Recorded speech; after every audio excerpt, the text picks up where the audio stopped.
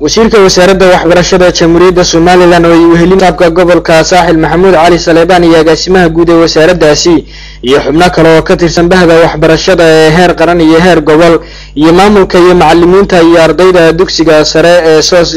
Secondary School ayaa ka qayb galay xaflad ballaaran oo loo qabtay habla dhamaystirtay tababar macallinimo muddo 2 sano ah dugsigaasi uga soconayay. wasiirka wasaaradda waxbarashada Marwo Samsam Cabdi Aadan halkaasi ka hadashay ayaa ku dhiirigelisay hablahaasi inay mihnadani kor u qaadaan isla markaana ay si weyn uga qayb galaan gudashada waajibaadka qaranka ee saaran. macallimiinta waxaan ku soo dhaweynayaa mihnada macallinimada oo ah ugu sharafta badan qum lil muallim wa fihi tabjila kaada al muallim an yakuna rasuula waxa weeyaan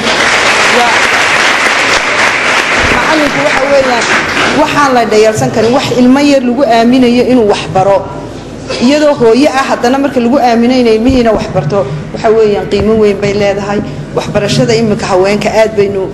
tixgelin badan u sameynaa waxaynu u sameynaana ma aha in fikrad dibadda la inooga keenay ay tahay laakiinse wadankeena dagaal baa ka dhacay waxyaabo badan baa iska bedelay dhaqankeennii waxaad arkaysaa imika magaalooyinka markaad tagtaan dumarkeennii oo qaadka iibinaya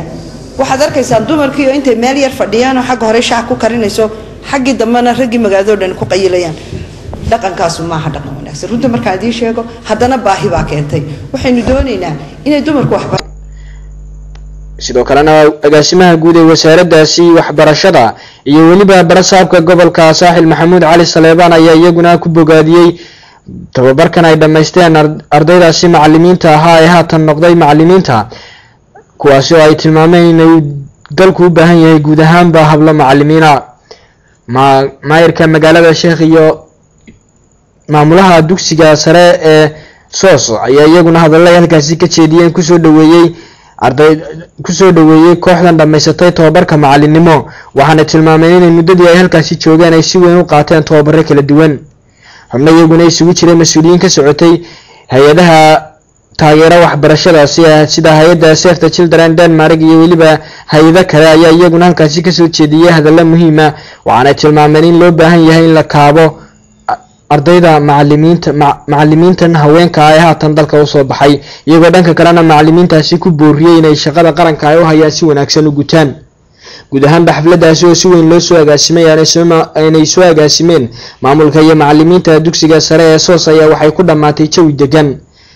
waxaana halkaasi ugu dambeyntii shahaadooyin lagu guddoonsiiyay hablihii dhamaystirtay tababarkaasi macallinimo oo la filayo inay ka howlgalaan guud ahaanba dugsiyada kala duwan ee dalkani Jamhuuriyadda Soomaaliland.